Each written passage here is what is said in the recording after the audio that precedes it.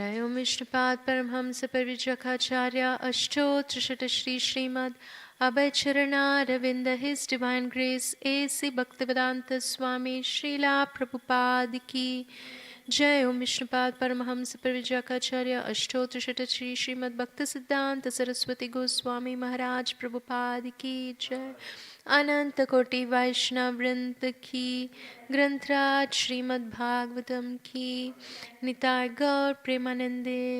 All glories to the assembled devotees, all glories to the assembled devotees, all glories to the assembled devotees, all glories to Shri Shri Guru and Shri Gauranga Nitai Gaur Premanande.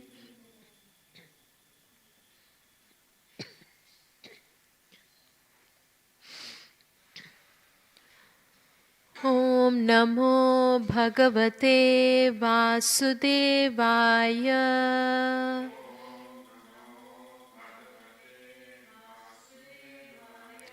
Om Namo Bhagavate Vasudevaya.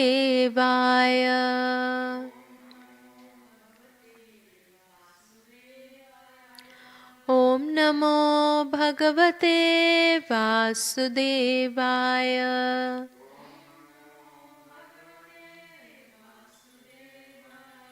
Narayanam Namaskritya Naram Chaiva Narottamam Devim Saraswatim Vyasam Tato Jayam Mudirayet Nashtaprayeshva Bhadreshu Nityam Bhagavata Sevaya Bhagavati Uttama Shloke Bhaktir Bhavati Naishtiki Krishnaya Vasudevaya Devaki Nandanaya Cha Nanda Gopa Kumaraya Govindaya Namo Namaha. Hare Krishna. Welcome to this morning's Srimad Bhagavatam class. So we are reading from Canto 3, chapter number 23.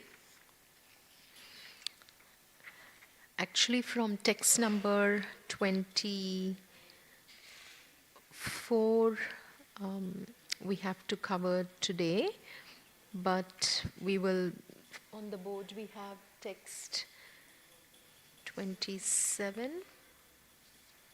Yes, we have text 27, so we will chant text number 27 and then we will cover a series of verses.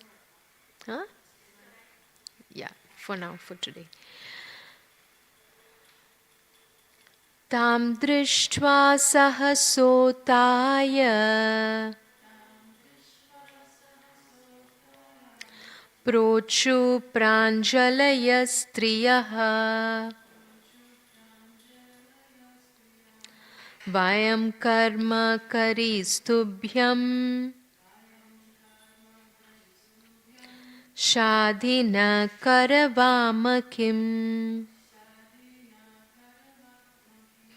Tam drishtva sahasothaya prochu pranjalaya striyaha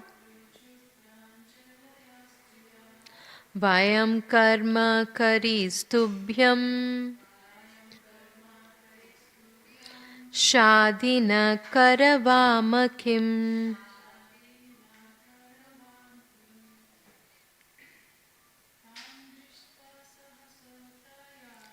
Tam drishtva sahasotaya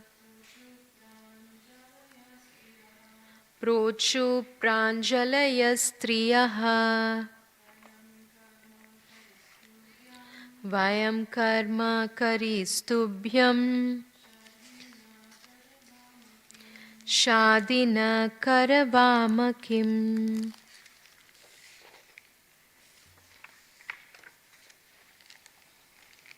Mataji? No? Oh, okay. Okay. So let's look at the word-to-word translation. Tam, her, drishtva, seeing, sahasa, suddenly, uttaya, rising, prochu, they said, pranjalayaha, with folded hands, striyaha, the damsels, vayam, we, karmakari, maid servants, tubhyam, for you, shadhi, please tell, naha, us, karavama, we can do, kim, what? Translation and purport by His Divine Grace A.C. Bhaktivedanta Swami Srila Prabhupada ki jai. Translation. Seeing her, the damsels suddenly rose and said with folded hands, "We are your maid servants. Tell us what we can do for you." Please repeat. Seeing her, the damsels suddenly rose and said with folded hands, "We are your maid servants. Tell us what we can do for you." So the purport. While Devahuti was thinking of what to do in that great palace in her dirty clothes, there were at once by the yogic powers of Kardama Muni 1,000 maidservants prepared to serve her. They appeared before Devahuti within the water and presented themselves as her maidservants, simply awaiting her orders. Let us do Mangalacharan. Om Ajnanatimidandasya Jnananjana Shalakaya Chakshurunmilitam Ena Tasmai Shri Gurave Namaha. Shri Chaitanya Manobishtam Stapitam Ena Bhutale Swayam Rupa Kadamahyam Dadati Swapadantikam. Vandeham Shri Gurum Shri Yuta Padakamalam Shri Gurum Vaishnavamscha Shri Rupam Sagrajatam Sahagana Raghunatanvitam Tam Sajivam Sadvaitam Savadutam Parijana Sahitam Krishna Chaitanya Devam Shri Radha Krishna Padan Sahagana Lalita Shri Vishakanvitamscha. He Krishna Karuna Sindhu Dina Bandhu Jagatpate Gopesha Gopika Kanta Radha Kanta Namostute Tapta Kanchana Gaurangi Radhe Vrindavaneshwari Vrishabhanu Sute Devi Pranamami Hari Priye Vancha Kalpatarubhyascha Kripa Sindhubhya Evacha Patitanam Pavanebhyo Vaishnavebhyo Namo Namaha. Jai Shri Krishna Chaitanya Prabhu Nityananda Shri Advaita Gadadhara Shri Vasadi Gaura Bhakta Vrinda. Hare Krishna Krishna Krishna Hare Hare Hare Rama Rama Rama Hare Hare Hare Krishna Krishna Krishna Krishna Hare Hare, Hare Rama Hare Rama, Rama Rama Hare Hare, Hare Krishna Krishna Krishna Hare Hare, Hare Rama Rama Rama Hare Hare. Bhutarmahadbhiryayima puro vibhu nirmayashete yadamoshu purusha bhunkter gunamsho dasashodasatmaka solang krishishta bhagavan vachamsi me.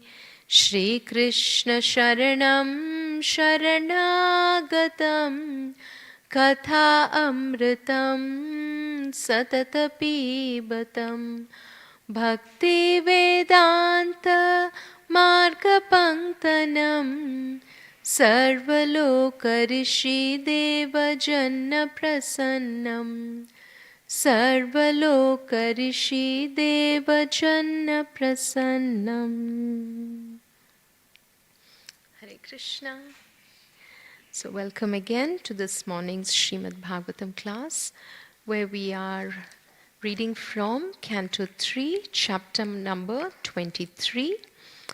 And today we will try to cover a series of verses from text 24 to 35. So it follows a certain theme, so we will try to reflect on these verses. So we have been hearing this beautiful pastime of Kardama Muni and Mother Devahuti, of their marriage and of what is unfolding after that. So we were hearing just a few days ago from His Grace Chaitanya Charan Prabhuji, who was mentioning that this pastime is just so remarkable. It is just, it's quite outstanding. It's very amazing because we see that here there is Kardama Muni, who is a sage, who is so renounced, who is completely dedicated in serving the Supreme Lord.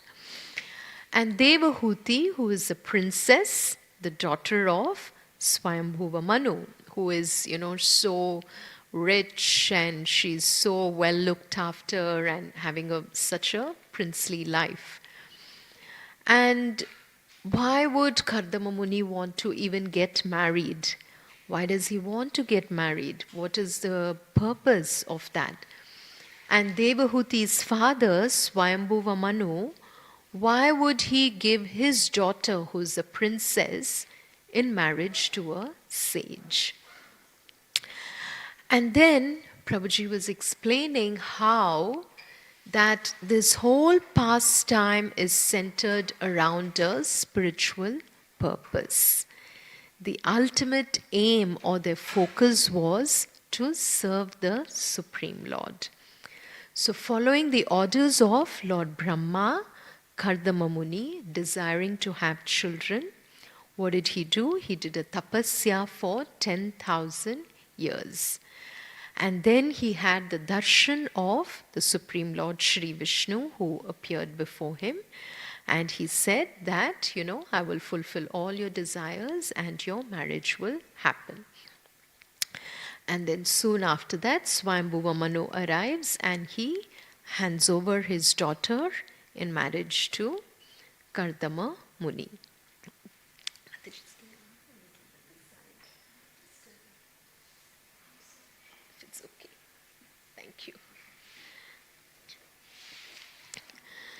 So soon after their marriage, it is not that as if, Kardama Muni and Devahuti, they start just indulging together.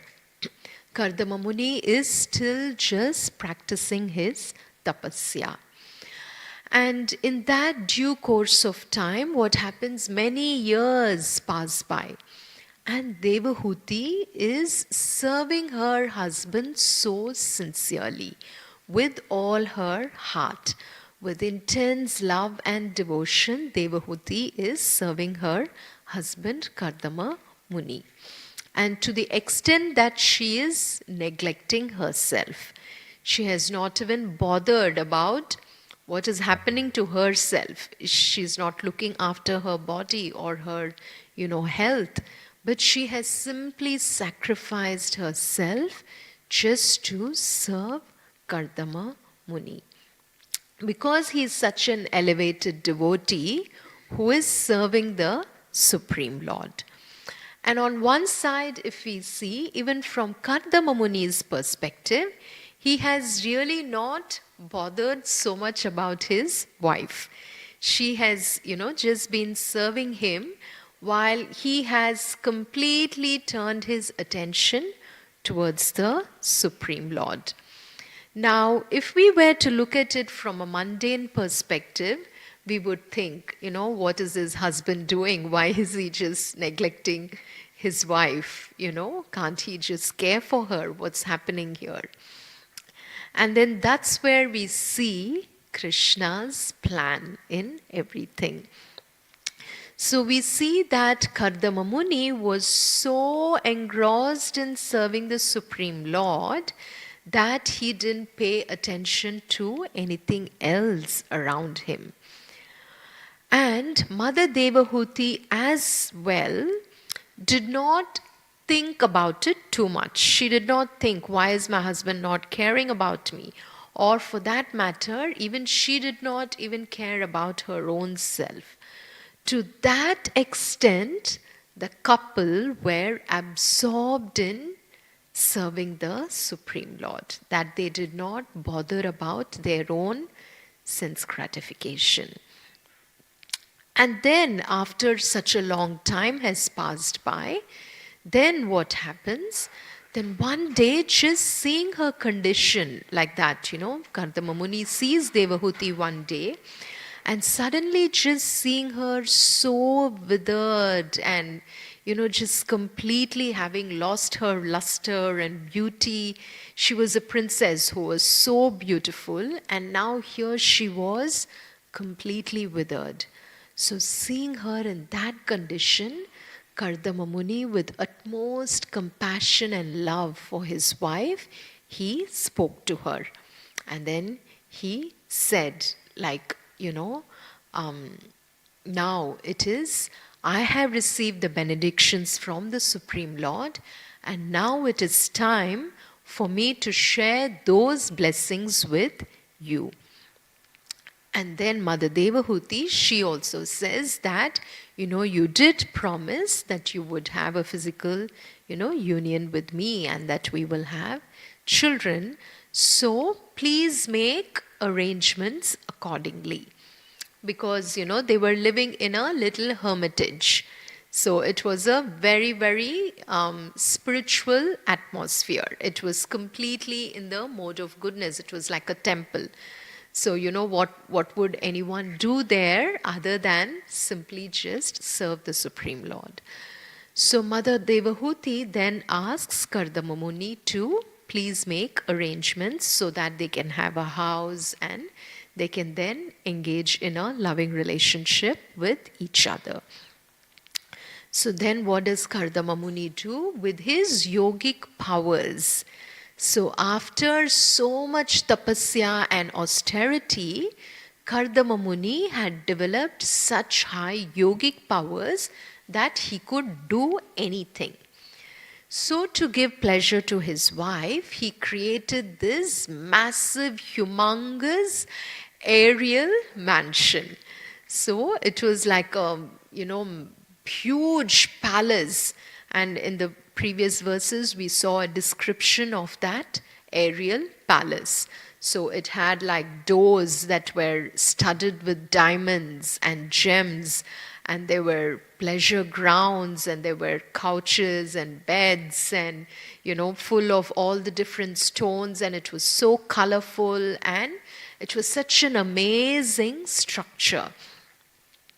And seeing this, Mother Devahuti was, she felt herself a little bit unfit for such a huge, beautiful creation. because here she was so skinny and thin and all wet, just completely withered, with her hair was all matted in locks, and she hadn't combed her hair for a long time.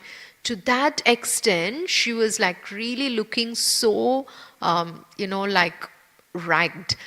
And then in that condition, she felt that she was not ready to indulge in a union with her husband, or she didn't even feel appropriate for this beautiful palace. But just by looking at her, when she saw this whole beautiful aerial, structure, just by looking at her, Kardama Muni could understand what was in her heart. He could feel. He could feel that, she was feeling a little bit displeased. So then he tells her to take a bath in the Bindu Sarovar lake. So what is the Bindu Sarovar lake? Now that was formed from the waters of the river Saraswati, and it was filled with the teardrops of Lord Vishnu. When Lord Vishnu appeared before Kardama Muni after his penance, he had blessed him. And seeing Kardama Muni's tapasya for so many thousands of years, Lord Vishnu was so compassionate, and just by seeing his condition, he shed tears. And those teardrops fell into the waters of the Saraswati, and the Bindu Sarovar lake was formed. And because it was touched by Lord Vishnu himself, his tears, this lake was able to fulfill the desires of anyone who takes a bath in that lake, in the Bindu Sarovar lake. So now Kardama Muni asks Mother Devahuti to take a dip in that. And then Mother Devahuti, though she was, not quite sure what to do, she simply followed the order of her husband. So we see that in the verse 24. Satad bhartu samadhaya vacha kuvalaye kshana sarajam bhibrati vaso veni bhutamscha murdajan. The lotus-eyed Devahuti accepted the order of her husband. Because of her dirty dress and the locks of matted hair on her head, she did not look very attractive. So, as we saw, Devahuti, who had completely neglected herself, and with, these matted locks of hair and everything, she was so inattractive that she felt that she was not capable of pleasing her husband. But still, at this point, she simply followed the order of her husband. And then what did she do? In the next verse we see, text number 25. Let's go over that. Angam chamala pankena sanchanam shabalastanam avivesha sarasvatya sarashiva jalashayam. Her body was coated with a thick layer of dirt, and her breasts were discolored. She dove, however, into the lake, which contained the sacred waters of the Saraswati. So, Devahuti, even though she was so dirty and in such a condition, feeling so incompetent and feeling so, really down with herself, but just by following her husband's wish, she immediately dove into the Bindu Sarovar lake. And then text 26. Shanta sarasi veshmastha shatani dashakanyaka sarva kishora vayaso dadarshotpalagandayaha. In a house inside the lake, she saw 1,000 girls, all in the prime of youth and fragrant like lotuses.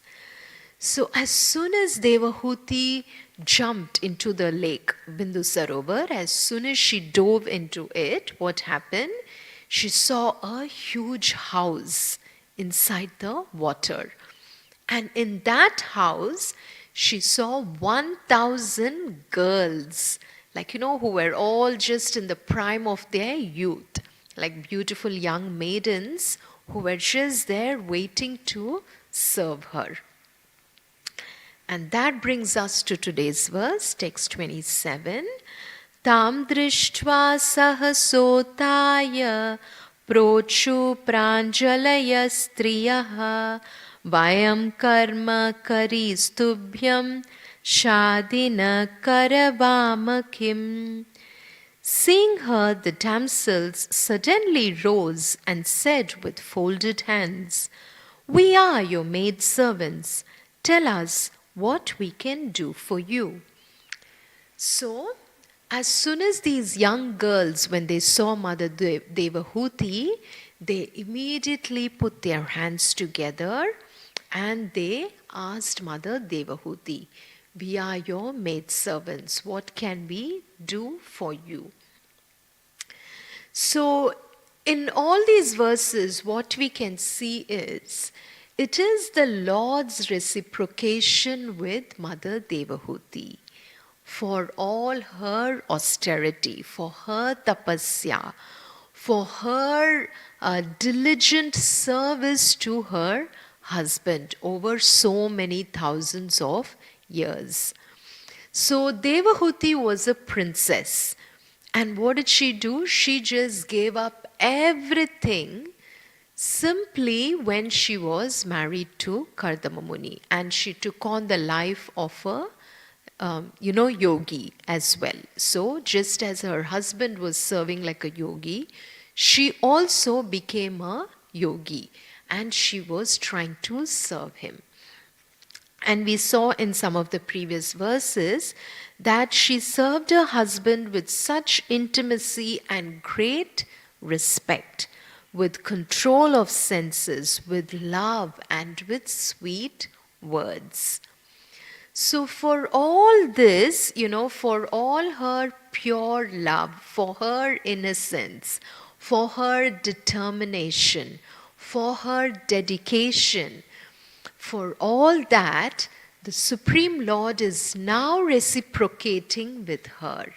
And he is making all these beautiful arrangements that now is the time when Devahuti is just going to enjoy all the opulence. Like while she had completely given up everything, controlling her senses and being so determined in serving her husband, who was in turn serving the Supreme Lord, now the Supreme Lord Sri Krishna is reciprocating with her.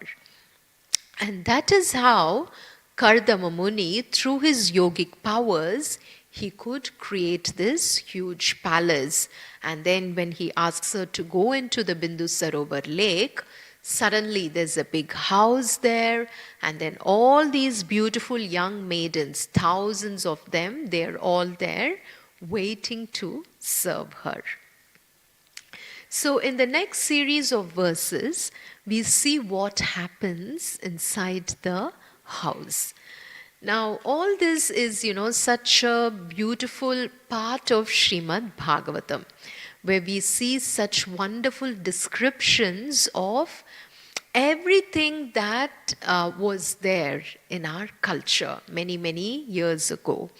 And these days, a lot of it is just completely lost. So when we read these beautiful verses, we can see the beauty of our spiritual culture. So in the next verse, we see, Snanena tamaharena snapayitva manasvinim Dukule nirmale nutne dhadur asyai cha manada.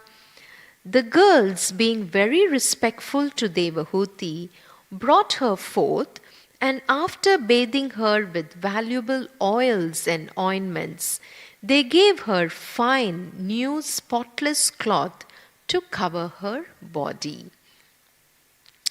So here we can see that Devahuti is preparing herself, like for her nuptial night with Kardama Muni, with her husband. And in preparation for that, in this beautiful house inside the lake, all these young maidens, the young girls, the maid servants, they're all preparing Mother Devahuti. They are decorating her beautifully. So they are giving her a beautiful bath with oil, and then with different kinds of fragrant ointments and with all that. And then they are giving her beautiful clothes and jewelry to wear, so that she becomes even more attractive to please her husband. Then in the next verse we see Bhushanani parardhyani variyamsi dyumanti cha annam sarva gunopetam panam chaivamritasavam. They then decorated her with very excellent and valuable jewels which shone brightly. Next, they offered her food containing all good qualities and a sweet, inebriating drink called Ashavam. So let's read the purport for this. Ashavam is an Ayurvedic medical preparation. It is not a liquor. It is especially made from drugs and is meant to improve metabolism for the healthy condition of the body.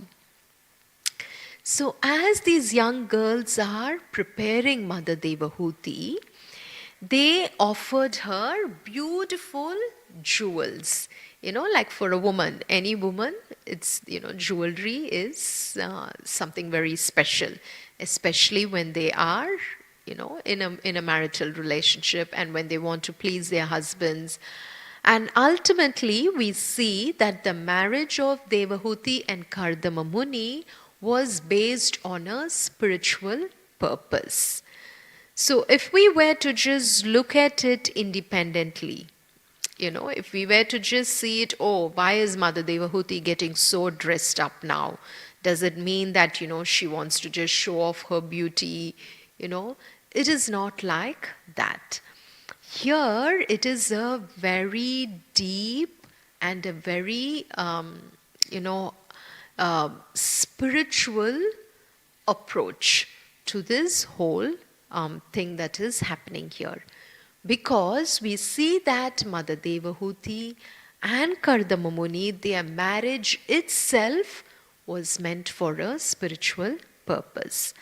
So then whatever happens within that is also completely spiritual.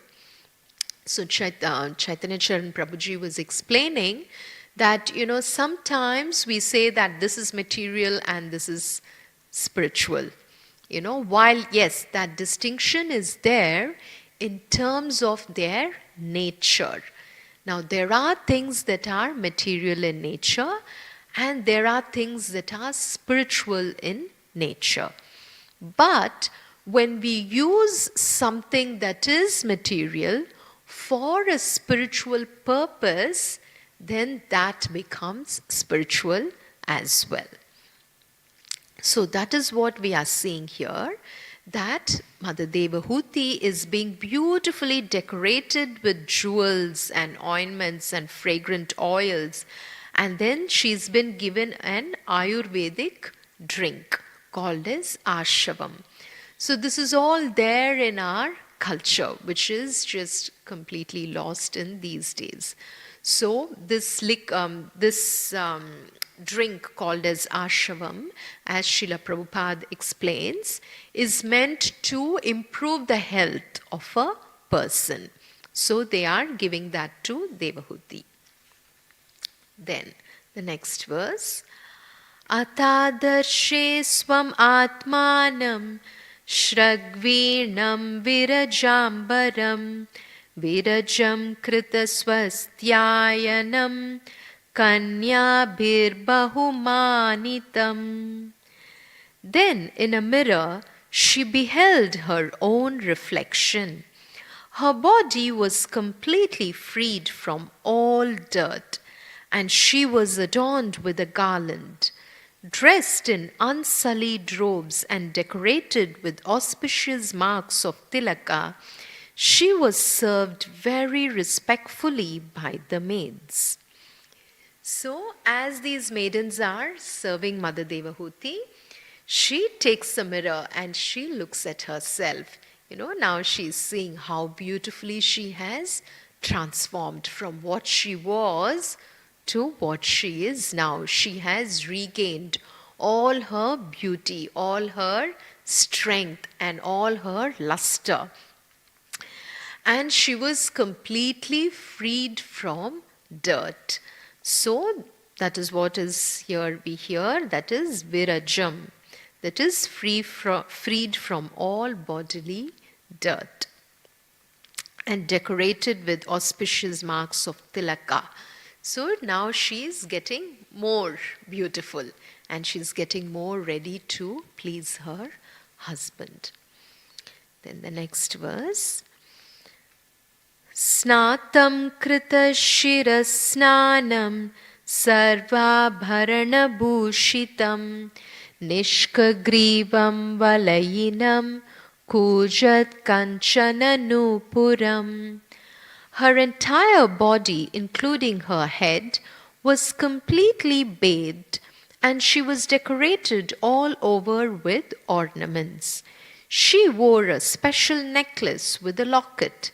There were bangles on her wrists and tinkling anklets of gold about her ankles. So now she is being decorated with all the different jewelry, with bangles in her hands, anklets, and she's wearing a special necklace with a locket. So we have a beautiful purport here. Srila Prabhupada says, the word Krita Shira Snanam appears here. According to the Smriti Shastras, directions for daily duties, ladies are allowed to bathe daily up to the neck. The hair on the head does not necessarily have to be washed daily because the mass of wet hair may cause a cold. For ladies, therefore, taking a bath up to the neck is ordinarily prescribed, and they take a full bath only on certain occasions. On this occasion, Devahuti took a full bath and washed her hair very nicely. When a lady takes an ordinary bath, it is called Malasnana, and when she takes a full bath, including the head, it is called Shirasnana. At this time, she needs sufficient oil to smear on her head. That is the direction of the commentators of Smriti Shastra. So we can see the depth of Srila Prabhupada's teachings through this. Just the ritual of having a bath. We would just think, okay, we just take a shower, just up to the neck or up to the head. But we can see that all this is given in our Shastras. So Srila Prabhupada is quoting from the Smriti Shastra. And he's saying that how for women, like on some they don't have to wash their hair every day, but they bathe up to the neck. And then, of course, each one, it's up to their choice how they do. Some people do it every day based on whatever is their need. But then here we see Srila Prabhupada explaining that, even all this is there in our Shastras. So that's the beauty of our scriptures that we can see. And here we see that Devahuti was fully bathed right from top to toe, from her head. And we also see that, all this even has like a very scientific purpose. When we apply oil on the hair and then when we take a shower, it is also said that, the heat goes away from the body. And then when you take a shower through the head, it is like you're also clearing out all the negative energies that, may be around you. So even just a few days back, we were hearing in Prabhuji's lecture that how the bath is a very big ritual in our Indian culture or in our spiritual culture. And so here we see that Devahuti is beautifully now transforming slowly. The next text, Shronyor adastaya kanchya Kanchanya bahuratnaya harena cha maharena ruchakena cha bhushitam. About her hips she wore a girdle of gold set with numerous jewels, and she was further adorned with a precious pearl necklace and auspicious substances. We have a purport here. Auspicious substances include saffron, kunkuma, and sandalwood pulp. Before taking a bath, there are other auspicious substances such as turmeric mixed with mustard seed oil, which are smeared all over the body. All kinds of auspicious substances were used to bathe Devahuti from top to toe. So that is what we are seeing here, auspicious substances such as turmeric, kunkuma. So, this bath with this turmeric is another very special ritual. They do it for the ladies sometimes, like especially on very special occasions. So here we see that Devahuti is being showered with turmeric and with nice, fragrant substances. And on her hips, she wore a beautiful girdle of gold. That is, a nice, lovely hip belt she was wearing.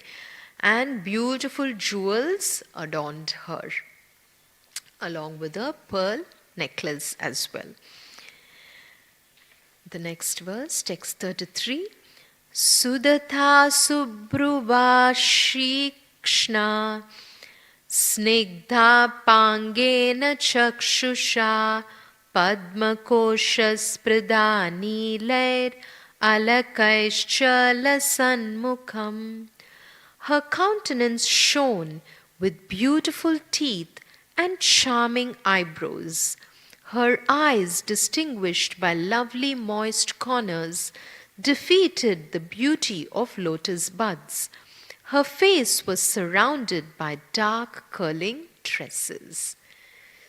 So here we see the absolute beauty of Mother Devahuti just shining. According to Vedic culture, white teeth are very much appreciated. Devahuti's white teeth increased the beauty of her face and made it look like a lotus flower. When a face looks very attractive, the eyes are generally compared to lotus petals and the face to a lotus flower. We see, isn't it, when Shri Krishna is described, Namaha Pankajanaabhaya, Namaha Pankajamaline, Namaha Pankajanetraya, Namaste Pankajangraye. So beautiful lotus petal-like eyes. Whenever we see Krishna, whenever we see Srimati Radharani, when we see their beautiful face, it is compared to a lotus flower. So that is what Srila Prabhupada is explaining here as well, that when Mother Devahuti, after she was so beautifully dressed and transformed, her countenance just shone. She looked so beautiful and she had such charming eyebrows and her eyes were like lotus petals. Yada sasmara rishabham rishinam dayitam patim tatra chaste sahastribhir yatrashte sa prajapatihi. When she thought of her great husband, the best of the sages Kardama Muni, who was very dear to her, she, along with all the maidservants, at once appeared where he was.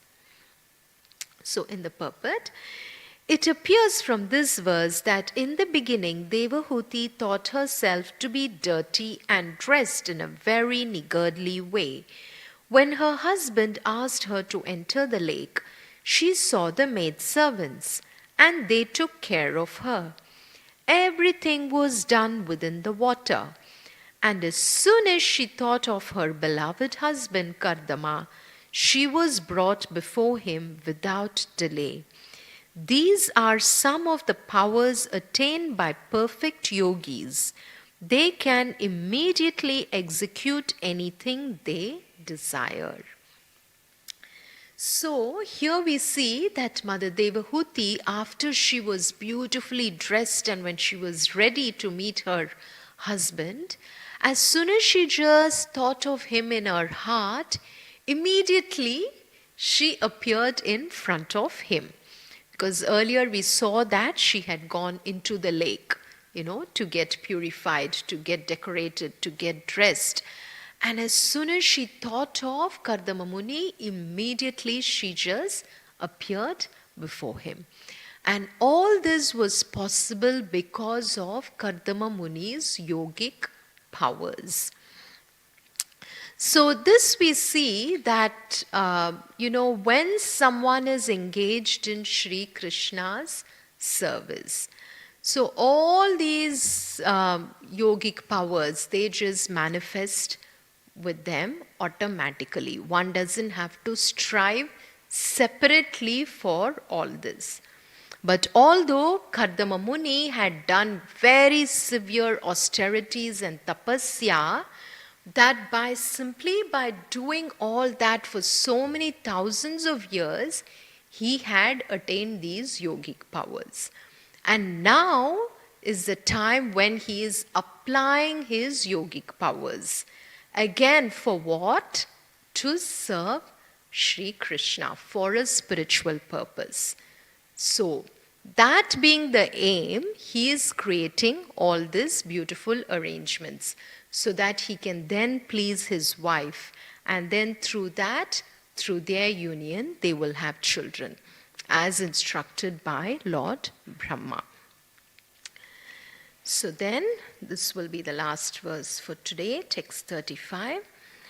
Bhartu purastad atmanam stri sahasra vratam tada nishamya tad yoga gatim samshayam pratyapadyata.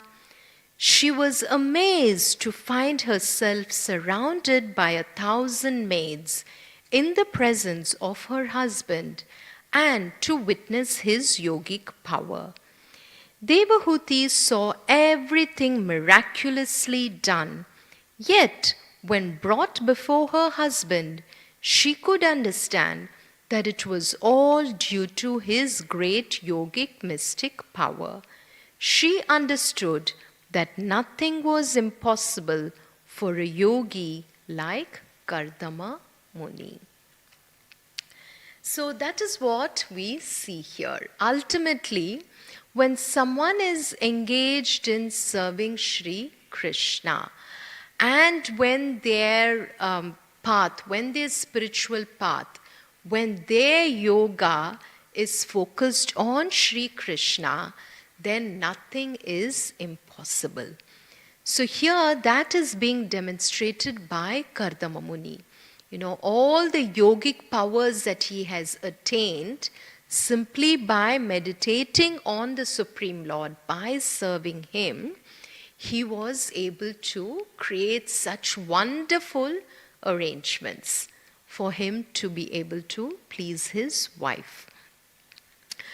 And so, what do we really learn from all these beautiful verses? We can see that, Sri Krishna says in the Bhagavad Gita, Mam chayo vyabhicharena bhakti yogena sevate sagunan samatityaitan brahma bhuyaya kalpate. One who engages in full devotional service, unfailing in all circumstances, at once transcends the modes of material nature and thus comes to the level of Brahman. So Mother Devahuti and Kardama Muni, they were completely engaged in bhakti. They were completely engaged in serving the Supreme Lord, that they actually were qualitatively one with the Supreme Lord. That is how all these beautiful arrangements were made for them.